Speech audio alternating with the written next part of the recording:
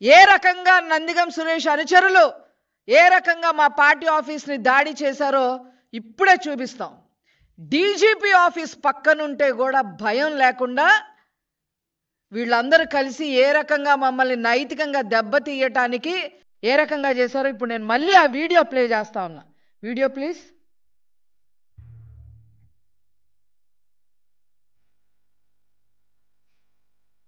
చూడండి ఏ రకంగా చేశారు.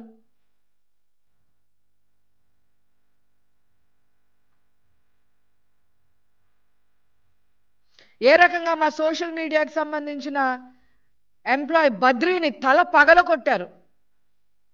అదేవిధంగా నాలెడ్జ్ కమిటీలో పనిచేస్తున్న అనిల్ అతని తల బద్దలు కొట్టడానికి అతని ఎమ్మడబడివని కొట్టారు.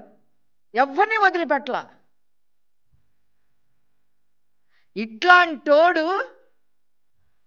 ఇట్లాంటి నందిగమ సురేష్ని ఇట్లాంటి క్రిమినల్స్ని ఎంకరేజ్ చేసి వాళ్ళకి ఎంపీ సీట్లు ఇచ్చి ఈ రకంగా ఊరి మీదకి ఆంబోతులను వదిలినట్టు వదిలి వాళ్ళు క్రిమినల్ చర్యలు చేస్తే పరామర్శించి వచ్చారు అని అంటే అసలు మిమ్మల్ని ఏమనాలి అని చెప్పి జగన్మోహన్ రెడ్డి నేను అడుగుతా ఉన్నా. మాట్లాడితే శవరాజకీయాలు. మొన్నటికి మొన్న మా పార్టీ అఖండ విజయంతో 164 సీట్లతో కూటమి గెలిస్తే, ఎన్డీఏ జనసేన మా పార్టీ కూటమి గెలిస్తే ఆ గెలుపుని జీర్ణించుకోలేక మమ్మల్ని ఆళ్ళు కొట్టారు, వీళ్ళు కొట్టారు, వాళ్ళు చంపారు, వీళ్ళు చంపారు, ఇన్ని హత్యలు జరిగినాయి, అన్ని హత్యలు జరిగినాయి, ఢిల్లీలోకి వెళ్ళి ధర్నాలు చేశారు. 36 మంది చనిపోయారని చెప్పి సాక్ష్యాలు ఇవ్వు అని మొత్తుకున్నప్పటికీ కూడా మా గవర్నమెంట్, ముఖ్యంగా మా హోమ్ మినిస్టర్ గారు, అదేవిధంగా నారా చంద్రబాబు నాయుడు గారు, లోకేష్ గారు ఆ 36 లిస్ట్ ఇవ్వవయ్యా అంటే బెంగళూరు పారిపోయాం. ఇప్పుడేమో వరదల్లో మీ తప్పిదం వల్ల వరదలు వచ్చాయి.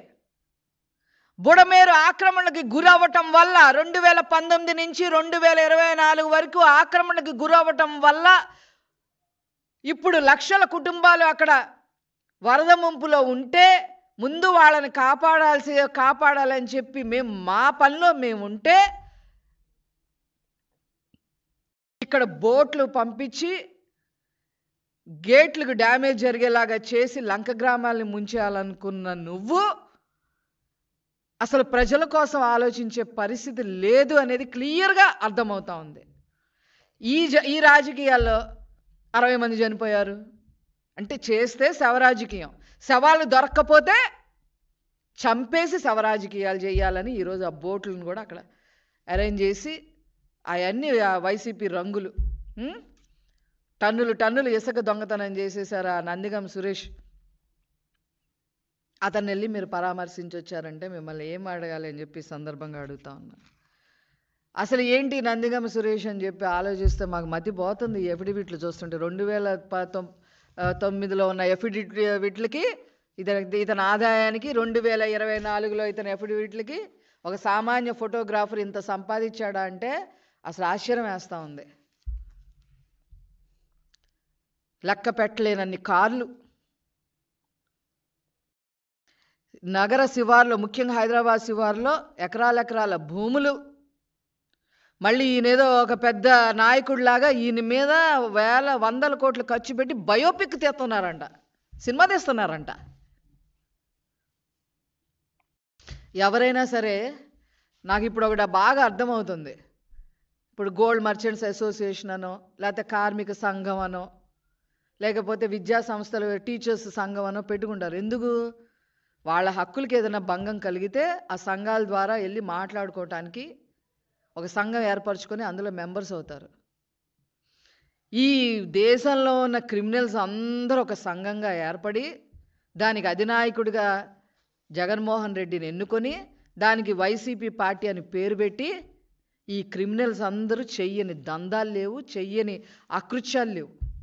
లైంగిక వేధింపుల దగ్గర నుంచి, మర్డర్ల దగ్గర నుంచి, మాఫియాల దగ్గర నుంచి వాళ్ళు చెయ్యని అరాచకం అనేది లేదు అనేది అర్థమవుతుంది. ఎవరన్నా క్రిమినల్ రాగానే నువ్వెవరు, నిన్ను అరెస్ట్ చేసిన ఎవరైనా ఏమైనా క్రిమినల్ పని చేస్తే ఆయన అరెస్ట్ చేసిన తర్వాత పోలీసులు జనరల్గా ఏం చేస్తారు? నువ్వెవరు, ఎక్కడి నుంచి వచ్చావు, నీ తల్లిదండ్రులు ఎవరు, నీ స్నేహితులు ఎవరు అని అడుగుతారు. ఇప్పుడు అడగాల్సిన పని లేదు. ఇప్పుడు పోలీసులకి అడగాల్సిన పనే లేదు. ఆడు క్రిమినల్ పని చేశాడంటే ఈడు వైసీపీ పార్టీ నుంచి, ఆ పార్టీ నుంచి వచ్చినోడే అని రాసేసుకుంటున్నారు. ఇలాంటి వాళ్ళని వెళ్ళి పరామర్శించడం కాకుండా చంద్రబాబు గారి గురించి మాట్లాడతారా? 307 కేసులు పెట్టారు అయ్యి అని. మీరేం చేశారు? చంద్రబాబు గారి మీద రాళ్ల దాడి చేసి తిరుగు మళ్ళీ 307 కేసులు పెట్టారు. ఒక ముఖ్యమంత్రి కొడుకైన నారా లోకేష్ గారి మీద మీరు ఏ పని చేయకపోయినా యువగళం పాదయాత్రలో ఉంటే కేసులు పెట్టారు అనవసరంగా.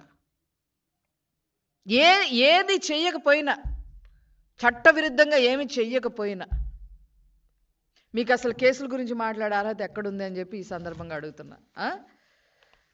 420 కేసు జగన్మోహన్ రెడ్డి గారి మీద 31 క్రిమినల్ కేసులు నేను కొన్ని చదువుతా.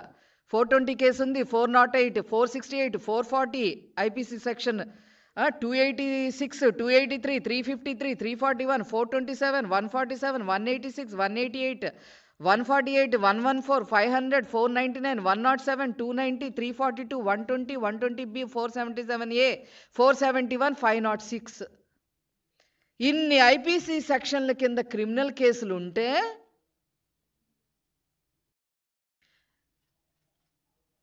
72% పూర్తి చేసిన పోలవరం పూర్తి చేసిన నాయకుడిని చంద్రబాబు గారిని, లక్షల ఉద్యోగాలు ఈ రాష్ట్రంలో తీసుకొచ్చిన నాయకుడిని,